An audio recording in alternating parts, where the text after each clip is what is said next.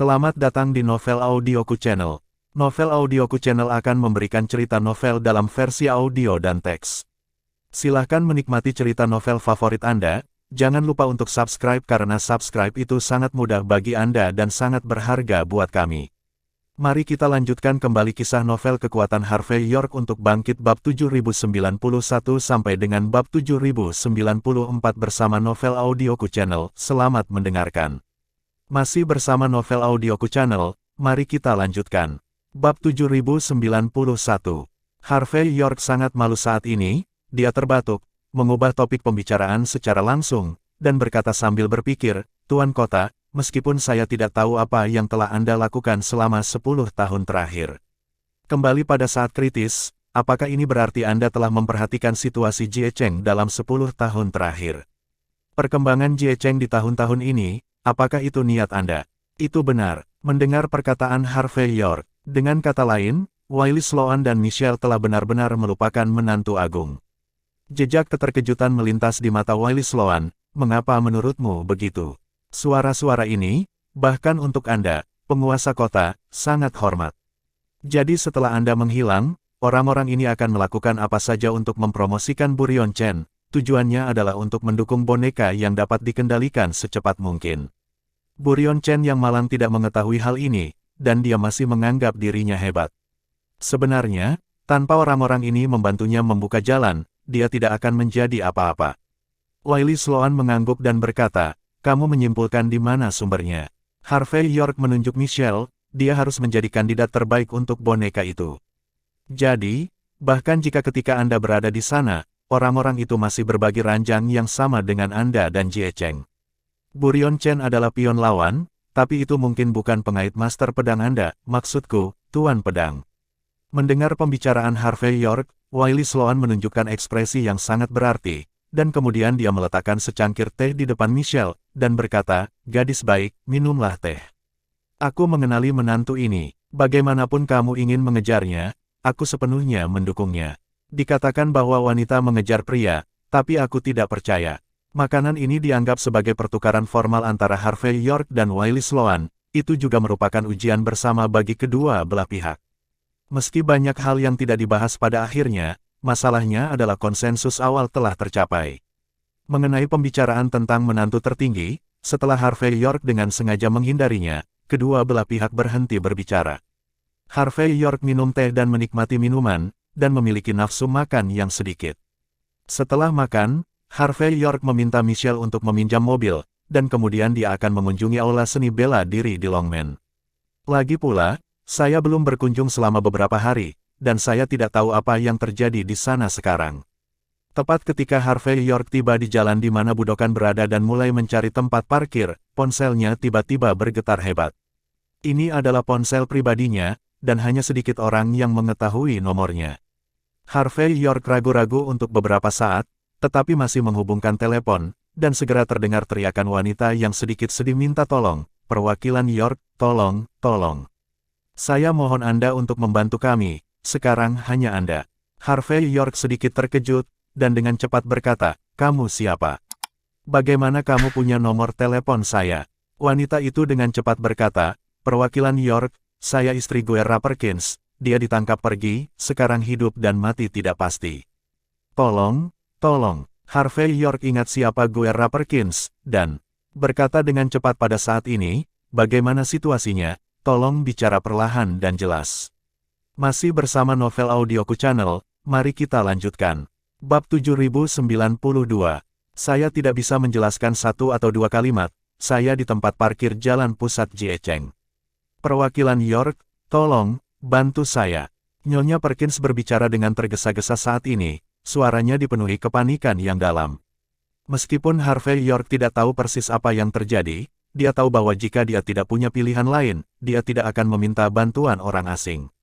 Pada saat itu, dia menyalakan navigasi dan berkata, tunggu aku akan tiba di sana paling lama 3 menit.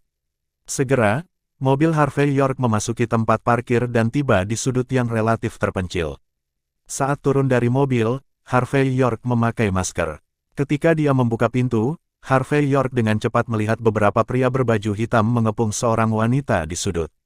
Masing-masing dari mereka memegang cerutu tipis di tangan mereka, terus-menerus terengah-engah, dan kadang-kadang mereka bahkan tertawa.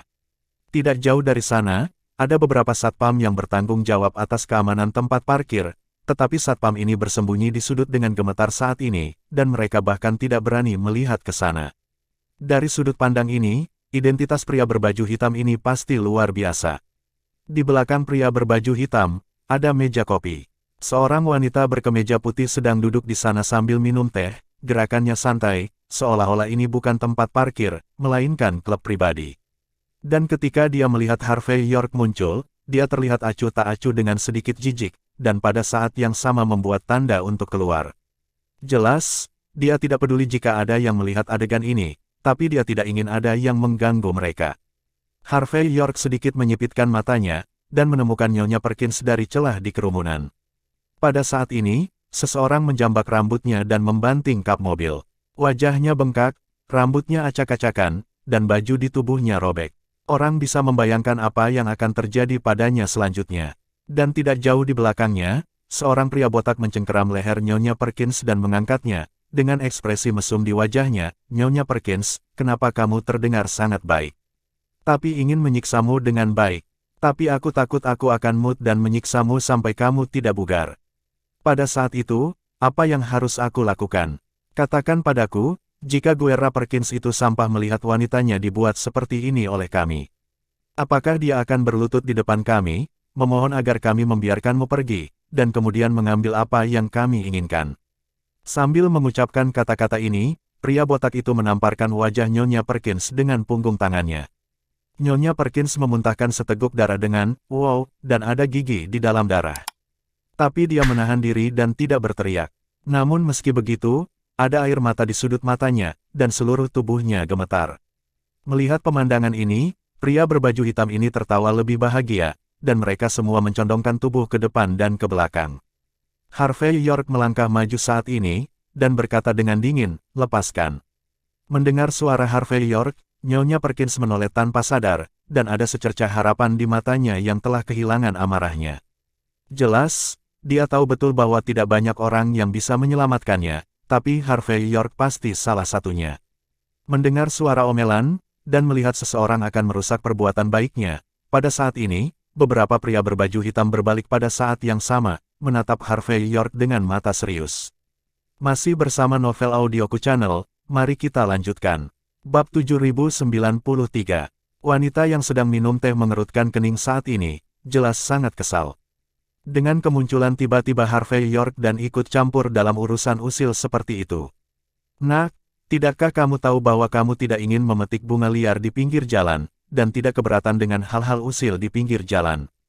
Pria botak itu melirik Harvey York, wajahnya penuh penghinaan. Seringkali, orang yang terlalu suka ikut campur akan mati dengan menyedihkan.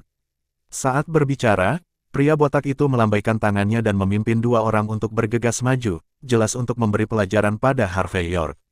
Namun, saat mereka mendekat, Harvey York sudah mengambil langkah maju. Itu hanya gerakan sederhana, dan wanita yang sedang minum teh membeku, lalu dengan tegas berteriak, "Botak, hati-hati." Pria botak juga berkeringat dingin saat ini, karena kecepatan Harvey York terlalu cepat. Lebih cepat dari yang dia bayangkan. Tapi sebelum dia mundur, Harvey York sudah datang di depannya, dan dia menamparnya dengan backhand. "Pak," dengan suara renyah, tamparan Harvey York telah menamparkan wajahnya. Kepala pria botak itu membentur tanah dengan keras, dan kepalanya langsung berdarah. Harvey York mengabaikan ini, dan dengan santai menginjak kepala pria botak itu, menghancurkannya di bawah kakinya. Adegan ini langsung membungkam penonton, dan semua orang sangat merasakan kekuatan Harvey York. "Lepaskan dia, biarkan dia pergi cepat. Bajingan, kamu sedang mencari kematian." Orang-orang berbaju hitam yang tersisa terkejut sesaat, dan kemudian mereka semua sadar, mengeluarkan senjata dingin mereka dan menyerang maju menuju Harvey York. Dan wanita yang minum teh juga berdiri, dia mengeluarkan senjata api dari bawah meja kopi, membuka saklar pengaman, dan berjalan maju dengan wajah dingin. Kepala botak yang menginjak telapak kakinya menatap tajam ke arah Harvey York dengan matanya, "Bajingan, kamu berani menyentuhku. Apakah kamu tahu siapa aku? Kamu bisa gemetar 3 kali.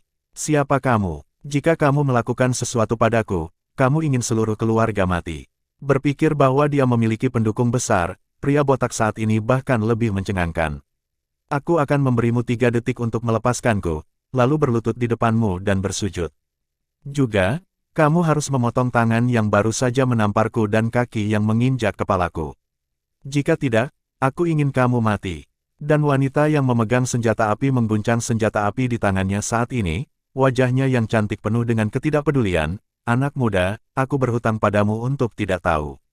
Kalau kamu tidak menang tidak berakhir dengan baik. Ketika dia berbicara, dia bahkan tidak tertarik untuk mengangkat kelopak matanya untuk melihat Harvey York. Harvey York mengangguk, dan berkata, "Oke, jika kamu ingin aku melepaskanmu, aku akan membiarkanmu pergi. Jika kamu ingin aku memotong anggota badan, aku akan memotong anggota badan." Sambil berbicara, Harvey York dengan tenang mengenakan kepalanya yang botak, tangan dan kakinya langsung patah, lalu ditendang keluar. Bang! Pria botak itu terlempar keluar dan mendarat tepat di depan wanita yang memegang senjata api. Rasa sakit yang hebat membuat seluruh tubuhnya berkedut seperti udang yang bengkok, sangat menyakitkan. Jelas, dia tidak tahu mengapa ancamannya tidak hanya tidak berarti, tetapi Harvey York, seorang bajingan, berani memukulnya secara langsung. Melihat adegan ini, Nyonya Perkins mencibir, ini yang dia inginkan. Masih bersama Novel Audioku Channel, mari kita lanjutkan. Bab 7094. Bajingan. Pada saat ini, pria berbaju hitam yang tersisa saling memandang, dan kemudian bergegas dengan belati di tangan mereka. Meskipun Harvey York tampak mampu bertarung, mereka sangat percaya pada kebenaran bahwa 2 tinju sulit dikalahkan dengan 4 tangan, dan bahwa seorang pahlawan tidak dapat bertahan melawan kerumunan. Mereka akan membunuh Harvey York secara langsung dengan mengandalkan keunggulan orang mereka. Papa, Harvey York tidak terbiasa dengan orang-orang ini, tetapi menamparkan mereka dengan forehand dan backhand-nya. Dia hampir menamparkan mereka satu persatu, dan dalam sekejap, dia menjatuhkan semua orang ini ke tanah. Tamparan sederhana tidak hanya membuat wajah orang-orang ini membengkak, tetapi juga menghancurkan kepercayaan diri mereka. Mereka tidak bisa mengetahuinya, bagaimana Harvey York, yang terlihat sangat kurus, bisa begitu kuat. Apalagi serangan balik, mereka bahkan tidak bisa menghindari tamparan Harvey York.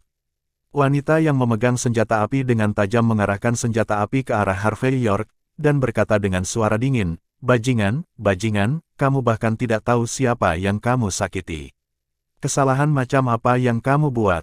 Tampar. Sebelum dia selesai berbicara, Harvey York sudah muncul di depannya, dan dia menamparnya dengan pukulan backhand. Wanita itu menjerit, dan terbang keluar, menabrak pintu kendaraan off-road di belakangnya. Dia berjuang untuk bangun, dan ingin menarik pelatuknya.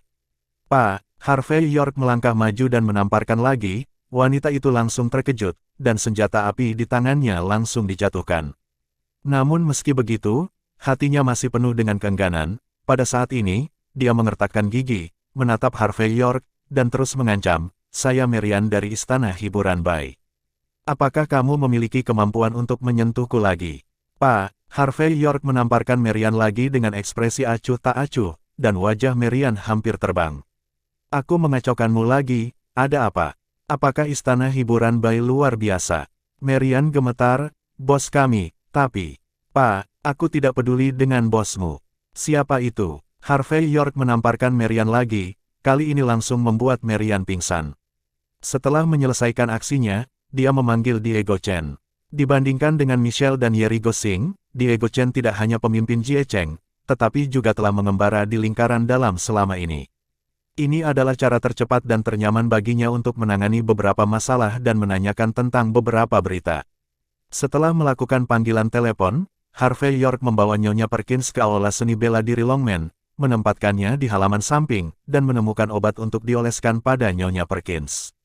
Namun, suasana hati Nyonya Perkins sangat tidak stabil, terkadang dia memandang Harvey York dengan rasa terima kasih, dan terkadang dengan rasa takut. Harvey York tahu bahwa dia pasti terlalu terstimulasi dalam waktu singkat, jadi dia tidak mengajukan pertanyaan apapun, tetapi menunggu Diego mengetahui beritanya sebelum membicarakan hal lain. Sekitar 1 jam kemudian, Diego Chen mengendarai Mercedes-Benz G, dan tiba di pintu masuk aula seni bela diri Longman dengan kecepatan tinggi. Dia bahkan tidak repot-repot menyesap air, tetapi dengan cepat bergegas ke depan Harvey York, dan berkata dengan suara rendah, perwakilan York, mengapa kamu tiba-tiba mengalami masalah dengan istana hiburan Bai? Dari keluarga Cody, bos istana hiburan Bai adalah Alexandra Chen, dia adalah ibu Morris Cody. Karena masalah Morris Cody, dia siap membalas dendam padamu, dan sekarang kamu ikut campur dalam urusannya. Terima kasih sudah mampir di Novel Audioku Channel, nyalakan loncengnya agar mendapatkan notifikasi dari setiap novel terbaru.